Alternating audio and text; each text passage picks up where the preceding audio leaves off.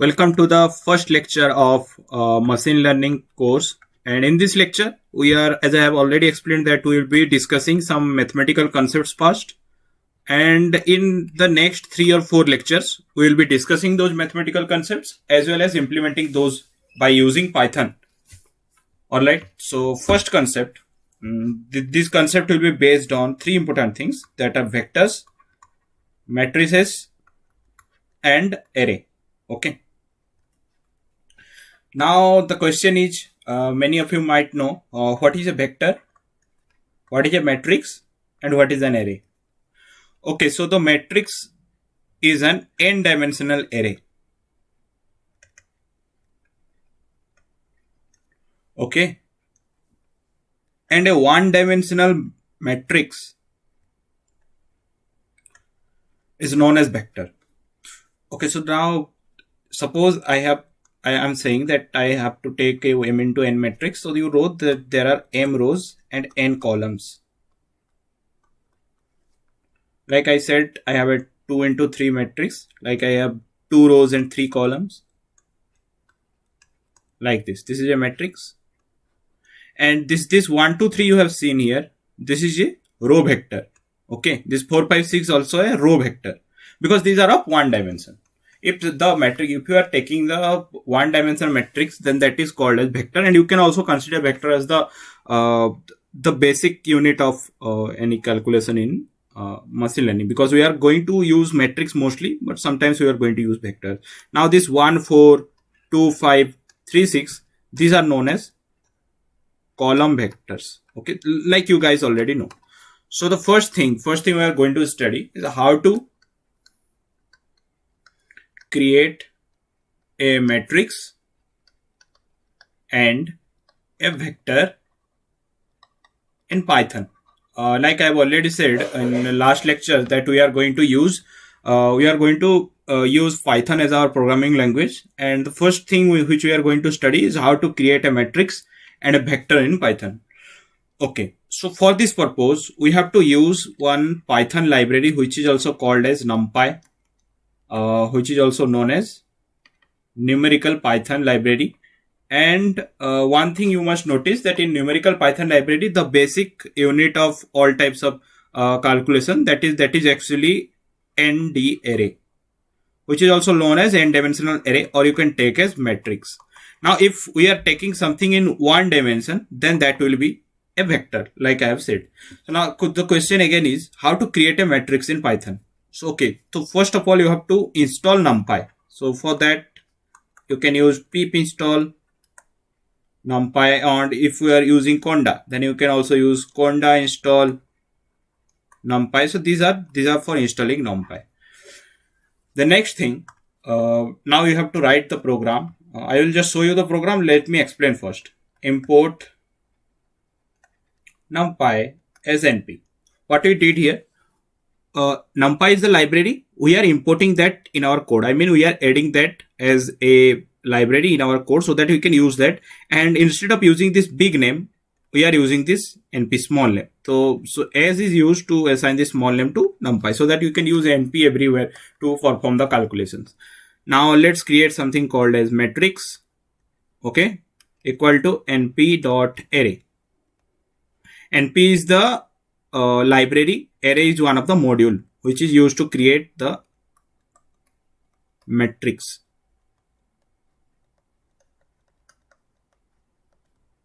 What I did here, I will also tell. This is one row, and I have just left something, and I will also tell why I have left, just to make you learn the concept. This is the second row. This is the third row. But this program is going to give you an error. Why? These are only the rows. They are not a matrix now. So for that, you have to put another square bracket here. Now it's a matrix. Now this is the convention, or you can also call it as the syntax, that the array module of NumPy library uses. Now I'm going to show you that the same thing in here. Like you can see, import NumPy as NP. I'm just increasing the 1 second. Okay, now it's been increased.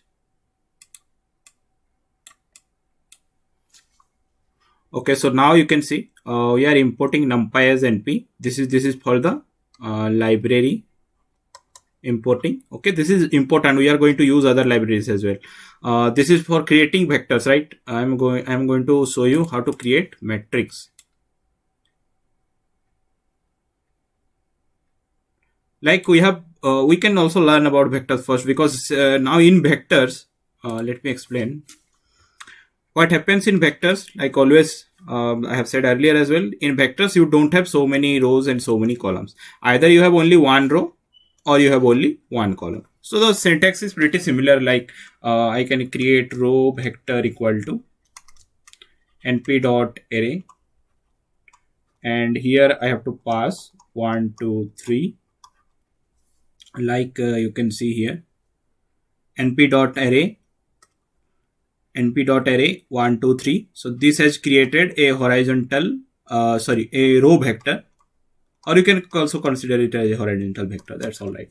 Now in case of creating a column, you have to use this two square brackets, because here you did not have to use, because in one, this is one element only, like 1 2 and 3. So this is the one element, this is the second element, this is the third element. These are all rows. Okay, these are all rows, but this is not a matrix now, no, neither a vector. Why? Because we need this as well. So you can just consider that this is the this thing, and this is the this thing, but it is not actually. That is the convention that we use in accordance with mathematics. So okay, now this is how to create a vector.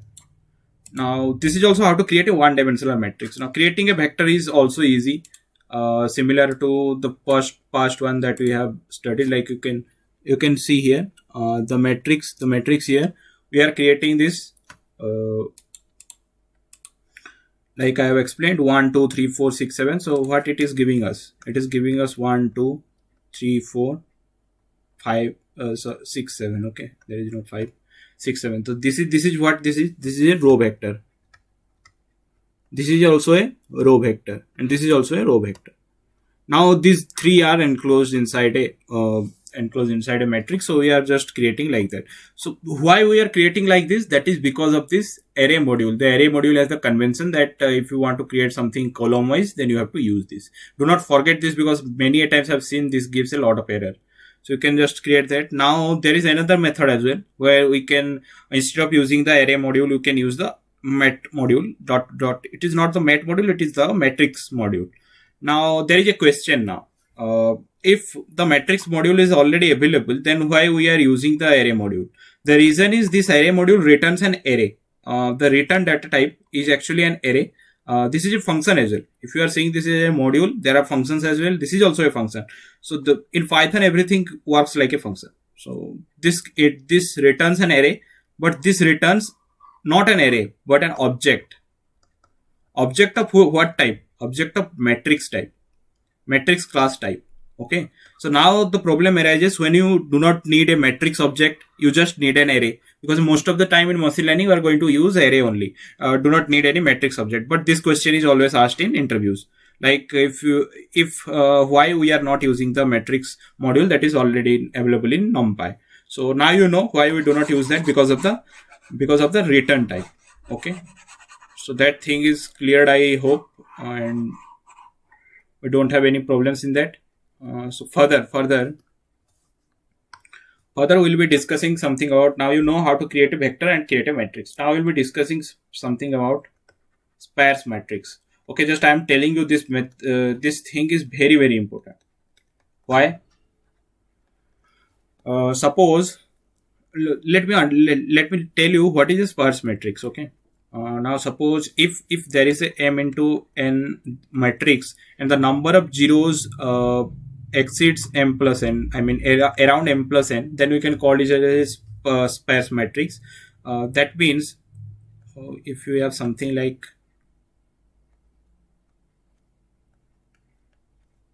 then we can call it as sparse matrix. Basically you can see there are a lot of zeros here.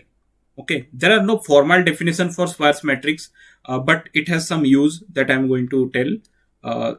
Like you can see, there are mostly zeros here. and only a few numbers are present.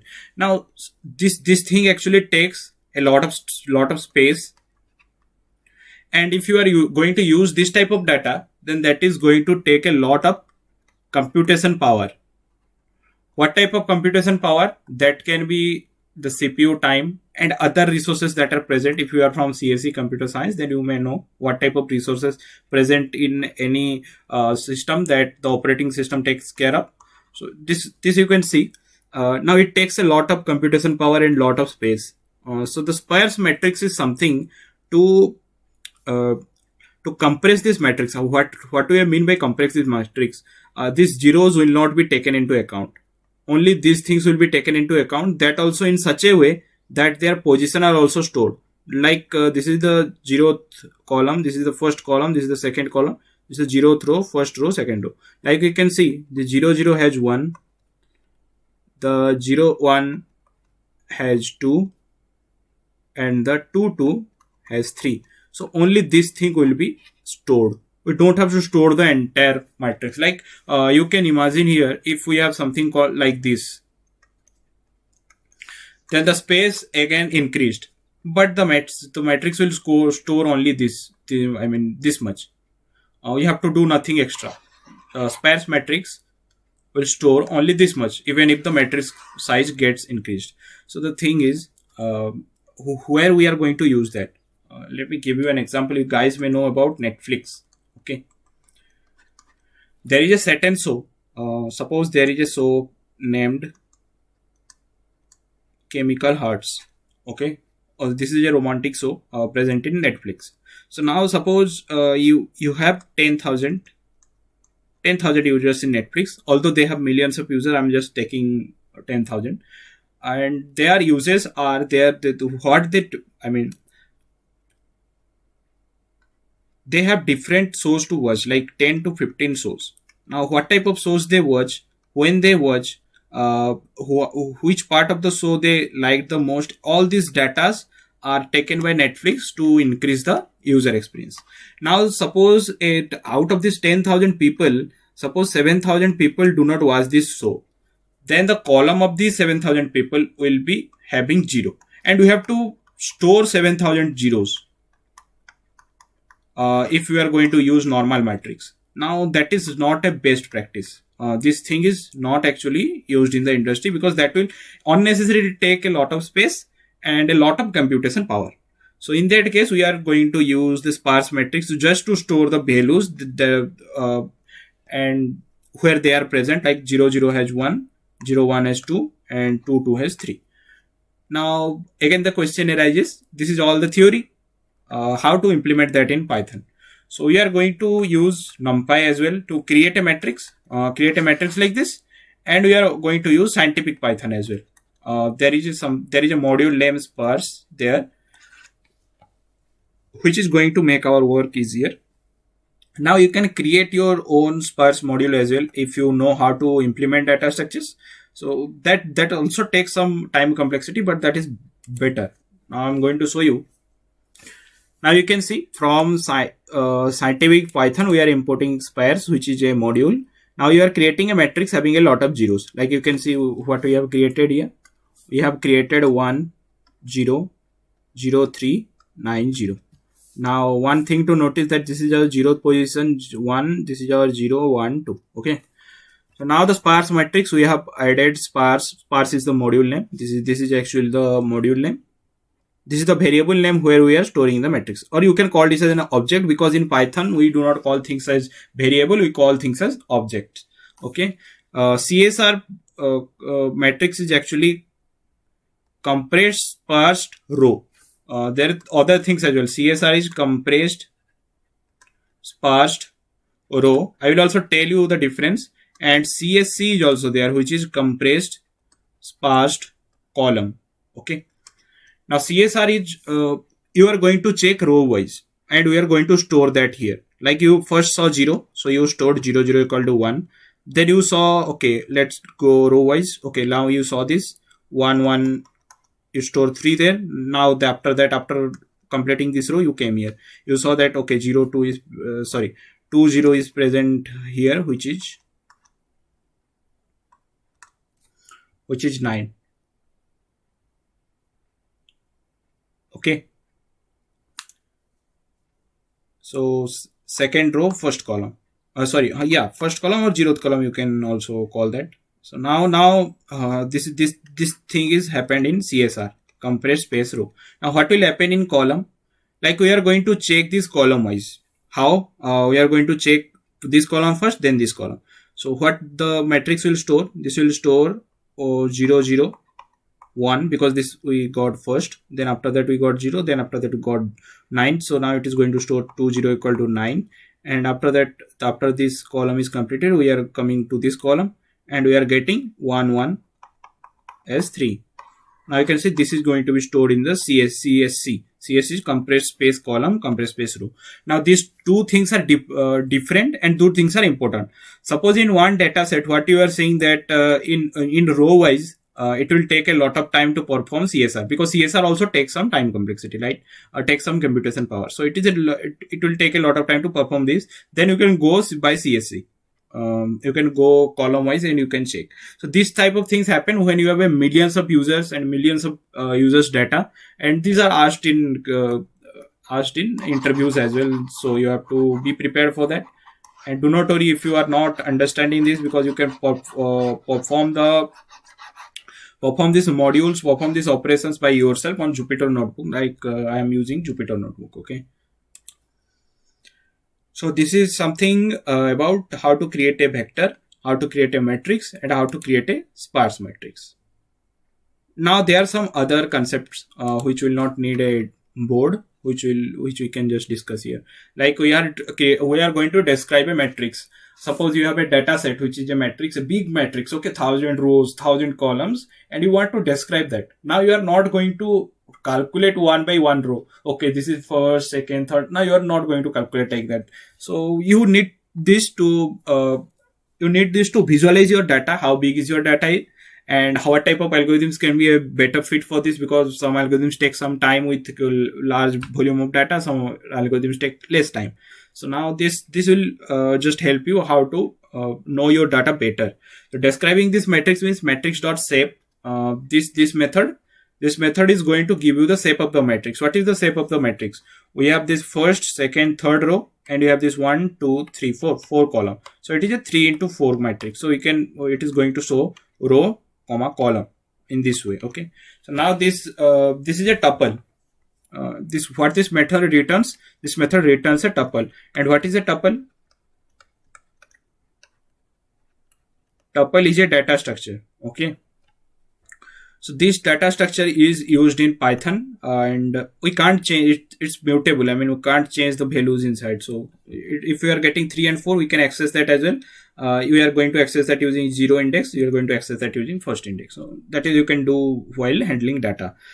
Matrix.size, it gives the total number of elements in the matrix, which is normally m into n, like 3 into 4.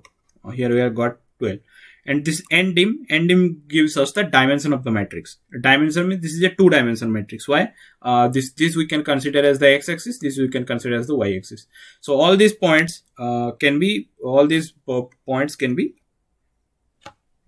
shown in a x and y axis, because this is a 2-dimensional matrix.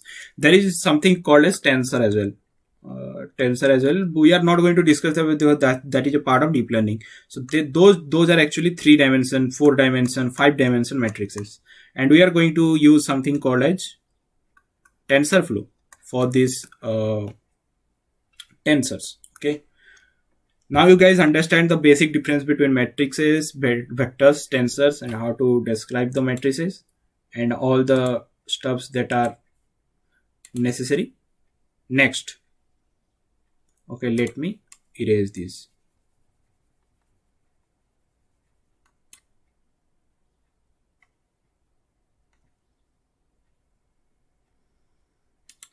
Okay.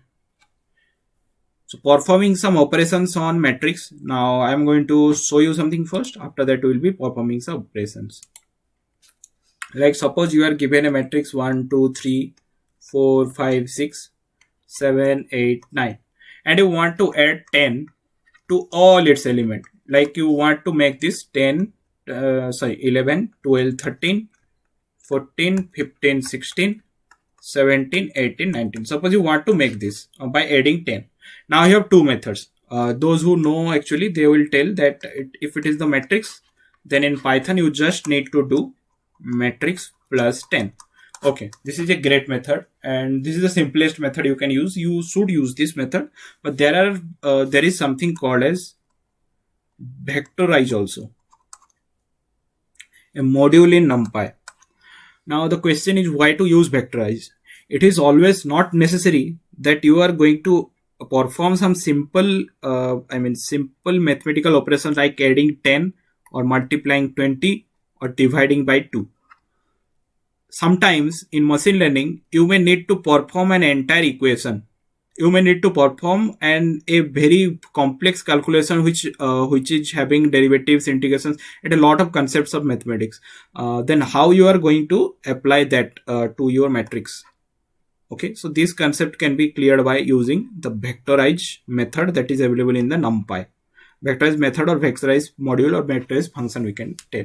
So what we do here, we actually create a function. Suppose we have to add. Because we have to perform some simple arithmetic operation like add. Then we are going to create a function which will be having the logic for addition. Like suppose you have I, then we are going to do that I plus 10. And this type of logic functions are actually called as lambda function in Python. Okay, now I am assuming that you guys know what is lambda function, because that is the basic requisite for this course, Python basics.